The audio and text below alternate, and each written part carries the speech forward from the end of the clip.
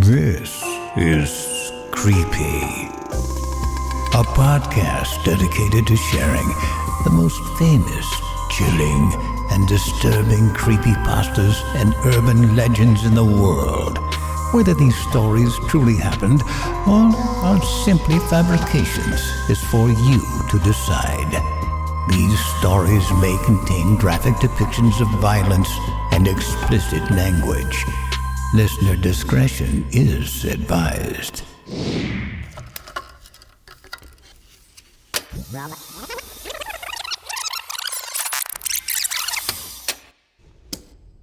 The Russian sleep experiment. Russian researchers in the late 1940s kept 5 people awake for 15 days using an experimental gas-based stimulant. They were kept in a sealed environment to carefully monitor their oxygen intake so the gas didn't kill them, since it was toxic in high concentrations. This was before closed-circuit cameras, so they had only microphones and 5-inch thick glass porthole-sized windows into the chamber to monitor them. The chamber was stocked with books, cots to sleep on, but no bedding, running water and toilet, and enough dried food to last all 5 for over a month. The test subjects were political prisoners deemed enemies of the state during World War II. Everything was fine for the first 5 days. The subjects hardly complained, having been promised, falsely, that they'd be freed if they submitted to the test and did not sleep for 30 days. Their conversations and activities were monitored, and it was noted that they continued to talk about increasingly traumatic incidents in their past, and the general tone of their conversations took on a darker aspect after the 4-day mark. After 5 days, they started to complain about the circumstances and events that led them to where they were, and started to demonstrate severe paranoia. They stopped talking to each other and began alternately whispering to the microphone and one-way mirrored portholes. Oddly, they all seemed to think that they could win the trust of the experimenters by turning over their comrades, the other subjects in captivity with them. At first, the researchers suspected this was an effect of the gas itself. After 9 days, the first of them started screaming. He ran the length of the chamber, repeatedly yelling at the top of his lungs for 3 straight hours. He continued attempting to scream, but was only able to produce occasional squeaks. The researchers postulated that he'd physically torn his vocal cords. The most surprising thing about this behavior is how the other captives reacted to it. Or didn't react to it. They continued whispering to the microphone until the second of the captives started to scream. The 2 non-screaming captives took the books apart, smearing page after page with their own feces, and pasted them calmly over the glass portholes. The screaming promptly stopped. So did the whispering to the microphones. After 3 more days passed, the researchers checked the microphones hourly to make sure that they were working, since they thought it impossible that no sound could be coming with 5 people inside. The oxygen consumption in the chamber indicated that all 5 must still be alive. In fact, it was the amount of oxygen 5 people would consume at a very heavy level of strenuous activity. On the morning of the 14th day, the researchers did something they said they would not do to get a reaction from the captives. They used the intercom inside the chamber, hoping to provoke any response from the captives that were afraid were either dead or vegetables.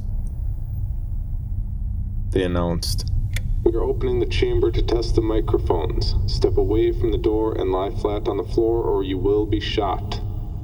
Compliance will earn one of you your immediate freedom." To their surprise, they heard a single phrase in a calm voice respond, "We no longer want to be freed." Debate broke out among the researchers and military forces funding the research. Unable to provoke any more response using the intercom, it was finally decided to open the chamber at midnight on the 15th day.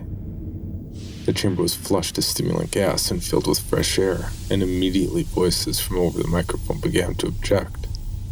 3 different voices began begging, as if pleading for the life of loved ones, to turn the gas back on. The chamber was opened and soldiers sent in to retrieve the test subjects. They began to scream louder than ever, and so did the soldiers when they saw what was inside. 4 of the 5 subjects were still alive, though no one could rightly call the state of any of them life. The food rations past day 5 had not been so much as touched.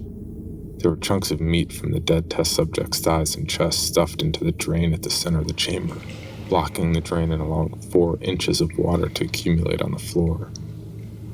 Precisely how much of the water on the floor was actually blood was never determined.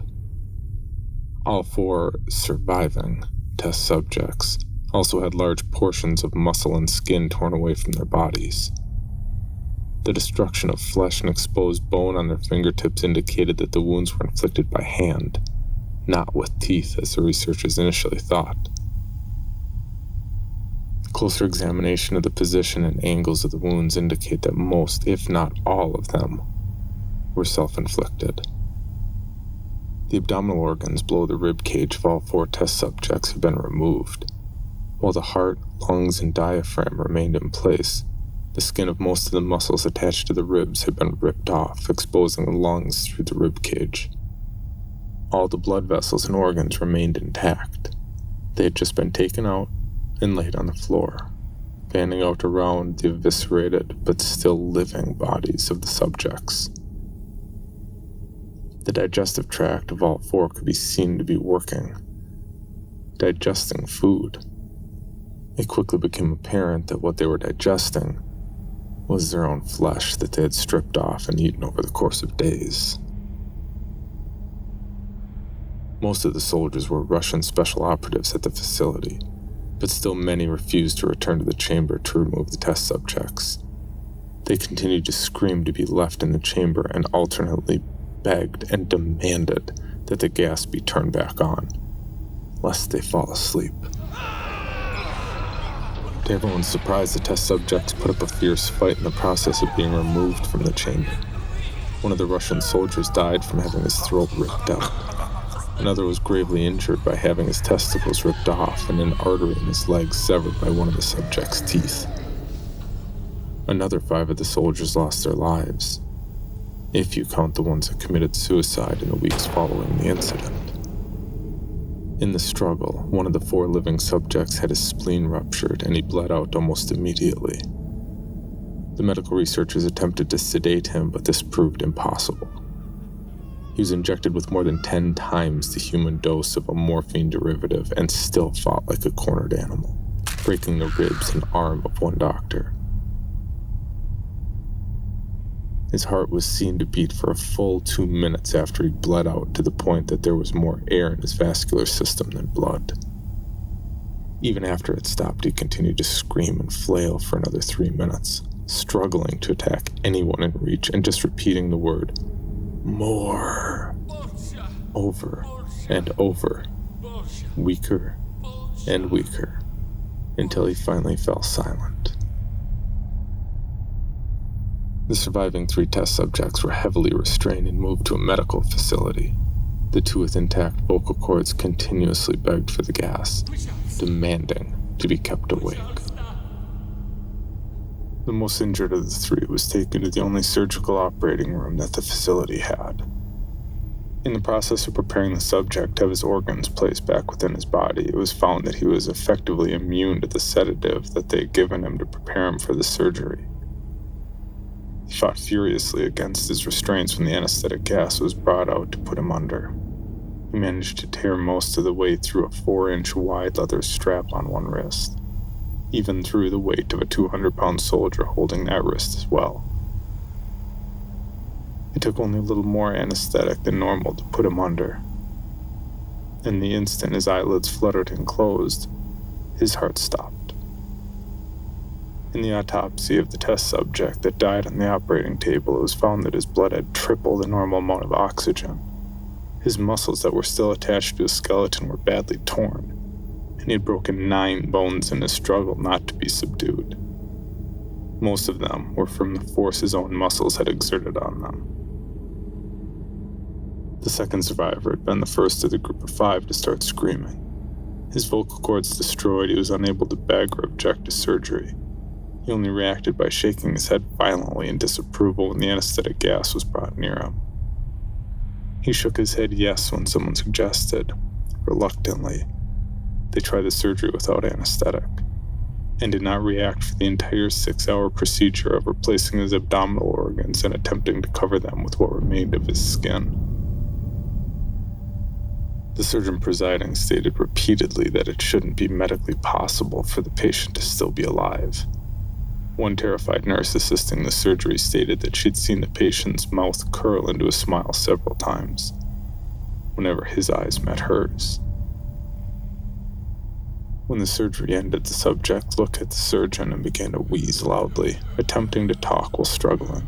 Assuming this must be something of drastic importance, the surgeon had a pen and pad fetched so the patient could write his message. It was simple. Keep cutting.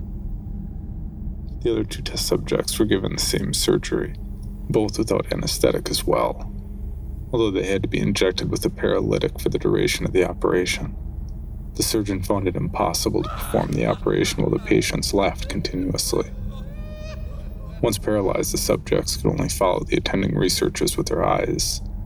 The paralytic cleared their system in an abnormally short period of time, and they were soon trying to escape their bonds. The moment they could speak, they were again asking for the stimulant gas. The researchers tried asking why they'd injured themselves, why they had ripped out their own guts, and why they wanted to be given the gas again. Only one response was given. I must remain awake.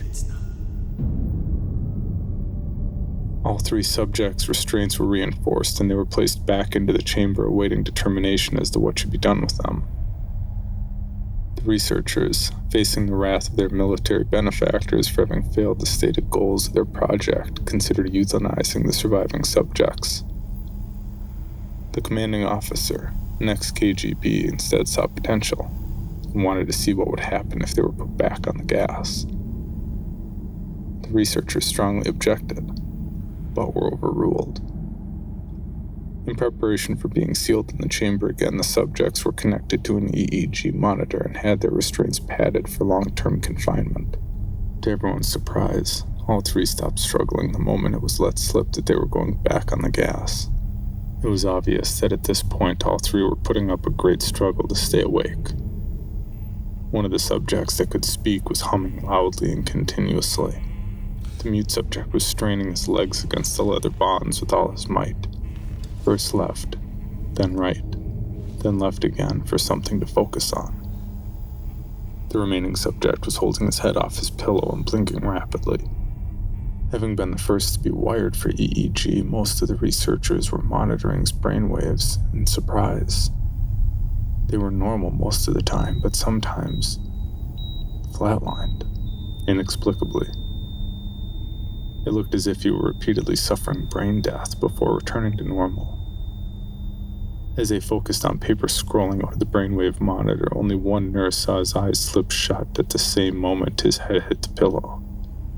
His brainwaves immediately changed to that of deep sleep, then flatlined for the last time as his heart simultaneously stopped. The only remaining subject that could speak started screaming to be sealed in now. His brainwaves showed the same flat lines as ones that had just died from falling asleep. The commander gave the order to seal the chamber with both subjects inside, as well as 3 researchers.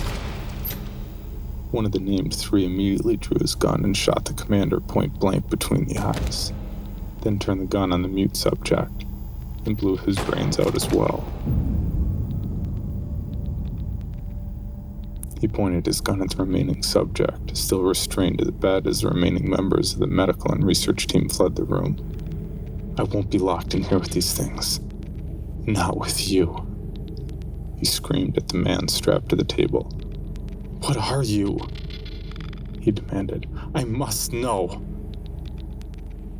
The subject smiled. Have you forgotten so easily? The subject asked. We are you. We are the madness that lurks within you all, begging to be free at every moment in your deepest animal mind. We are what you hide from in your beds every night. We are what you sedate into silence and paralysis when you go to the nocturnal haven where we cannot tread. The researcher paused, then aimed at the subject's heart and fired. The EEG flatlined as the subject weakly choked out. So nearly free. This episode of Creepy was a joint presentation between Pulsating Productions and Dog and Pony Studios. Line editing and sound effects were provided by Pulsating Production, home of the serialized anthology audio drama Subject Found, which you can find at www.foundstories.com. Sound design and mix was provided by John McClain of Dog and Pony Studios, a Grammy and Emmy-winning sound studio for independent films, games, and television since 2003. Check them out on the web at dogandponystudios.net. There's a monster among us. A monster that has haunted my dreams since I was 6 years old. A monster that made the Pacific Northwest its home long before Europeans found this continent. I'm Jared Strong, and I'm hunting this monster. These recordings will serve to document this pursuit so I can prove to the world that it exists. I won't stop till it's found.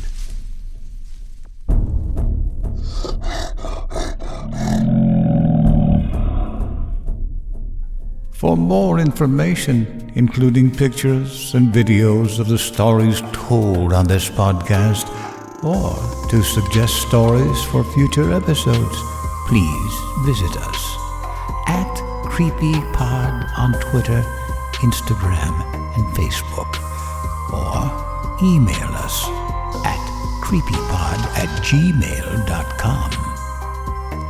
All stories told on this podcast can be found at creepypastawikia.com and are protected by a Creative Commons license. Some rights reserved unless otherwise stated.